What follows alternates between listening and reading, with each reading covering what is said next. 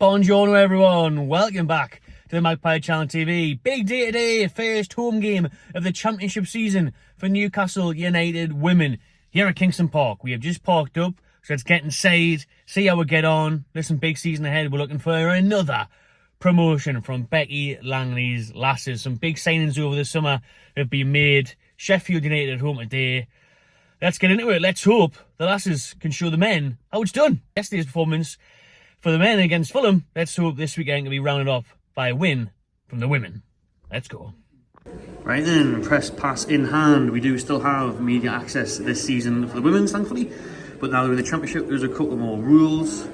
So no one-on-one interviews afterwards and stuff now, just a press conference with Becky and maybe a player. Anyways, let's get up to the press box here at Kingston Park. Half an hour until kick-off.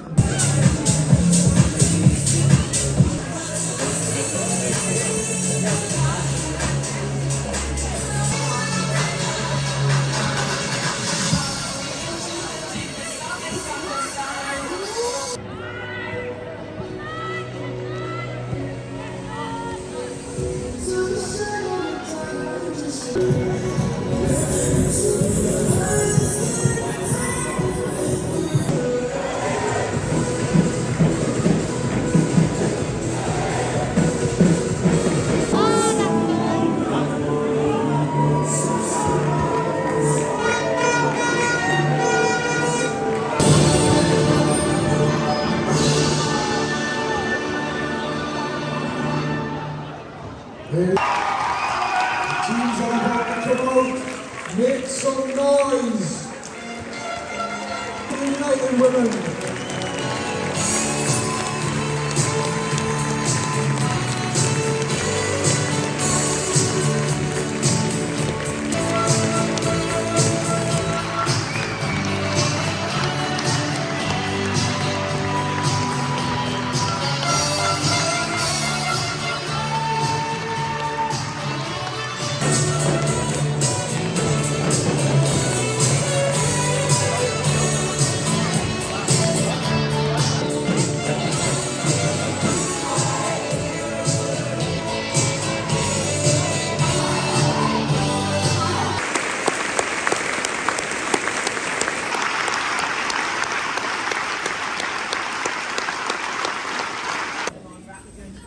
Little pop-up shop now here at Kingston Park in the concourses. Half-time scran, which took absolutely ages to get. They come to Kingston Park, the queues are horrific. 2-0 half-time. 1,221. Thank you very much for your support once again, Newcastle. Steve Hartman, Mitchell, Johnny Greenwood, NFTV. All over my shoulder there. Still 2-0 Newcastle. Ladies and gentlemen, boys and girls, the final score in the Barclays Women's Championship game today, Newcastle United winning 2, Sheffield United winning 0.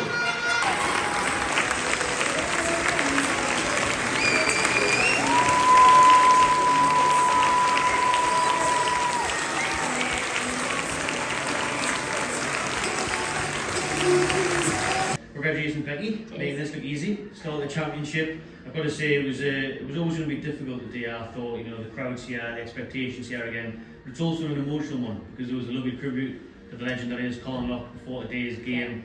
He'll always be a legend here, won't he? He will, yeah, definitely. I think I got goosebumps when we did the minute's applause at the start, and he would have, I looked over at the flag and thought he would have absolutely loved today and be so proud, and he definitely would have came over to me at the start and went, come on, 3 points. So yeah, I'm glad we could have achieved that for him and the club today. Brilliant. I've got to say, obviously Amanda's left now. Yeah. I've seen Mitchell was behind me, Eels was behind us there in attendance today watching on. Who do you now talk to at the club, considering obviously you were so close with Amanda, and who are you in talks with now? Yeah, the main person I'm in communication with is Paul Mitchell. He's been fantastic. He's very much communicating every other day, if not every day. And he came down to a training session a couple of weeks ago and did a presentation for the players. So his support has been spot on. Of course, we loved having Amanda as part of our women's team, and she was a really strong female role model for the girls. But I think her legacy just continues now, and yeah, we look forward to a positive future. Great, thank you. Cheers. Right then everyone, there we have it. Newcastle United women make history today by competing for the very first time in the Barclays Championship here at Kingston Park. This is obviously the most prestigious, highest competition league-wise that we have ever played in, and they made it look easy. Listen, 2-0 win there against Sheffield United. Nice, controlled, never really in too much threat, and as Becky mentioned in the press conference afterwards, we probably could have got up, entertained the crowd a bit more, maybe got a few more goals, but listen, we're doing well. We're doing really well. I think you can see the increase in quality levels with some of the signings we have made this summer, especially down that left-hand side. Hales was fantastic. The tricky footwork, the assist for the first goal, very good play, very good first half from Newcastle, then bits and pieces in the second half, but we're kind of just let the game go out there. But listen, unbeaten start to the new season in the Championship, and Becky's saying she's ambitious this year, the club's ambitious. Imagine if we get another promotion, that would be amazing, to the Women's Premier League. But so far so good for them. Interestingly, more than anything in my opinion, is obviously the press conference. I've just played it, my questions to Becky Langley, and I asked about who is she in dialogue with, because I thought, obviously all the talk at Newcastle United at the minute is behind the scenes, is the power struggle, if you like, and all this civil war stuff that people are trying to say between Mitchell, who was obviously in attendance, who was behind us, you would have seen him earlier in the vlog, between him, Eddie Howe, Darren Eales, all of them. There's talks of the old power struggle and who's in control and who's doing what. Where I asked the same to Becky, since Eddie's kept getting asked about it, and he's talked about when was the last time he talked to Mitchell, what he just talked about, all that sort of stuff, and we know that they obviously haven't talked in a couple of weeks now, Mitchell and Eddie Howe. So I asked Becky the same question, since Amanda Davies left, and she was so influential, so pivotal in the women's side of things. She was always involved, she was always here at Kingston Park. So I've got to say, first and foremost, it was good to see Mitchell and Eales there in attendance today, showing their support. And then Becky interestingly said that she speaks to Mitchell on a near daily basis. So quite surprising, that, to be honest with you, that how involved they are, that they are now talking daily a lot of the time. Even Mitchell went down and had a meeting with the players, a meeting with the women's team there a couple of weeks ago. She was there with them at the training ground, Becky, Mitchell, all there at the training ground doing meetings, talking to the players, which I thought was surprising, to be fair, but great to hear that he is that involved. And it is surprising that why is Mitchell speaking that much with Becky more than Eddie Howe. I thought that was a bit strange. He seems like Mitchell's getting on more with Becky than he is with Eddie, so that's definitely an interesting dynamic to think about. Does that show and prove that there's things going wrong, things happening behind the scenes with Howe? Because you'd think, if he's talking to Becky that often, he would also be talking to Eddie, but that doesn't seem to be the case. But listen, on the women's side of things, it's brilliant that he is that involved, he is that interested, and he is helping, and he is supportive, so that's great. But again, it makes me worry and wonder about why isn't he involved with Howe, why isn't he involved with the men's side of things? Because the way Eddie Howe puts it in press conferences, it's like, well, I don't need to talk to him unless it's transfer window, no point. Even in the transfer window, still wasn't working.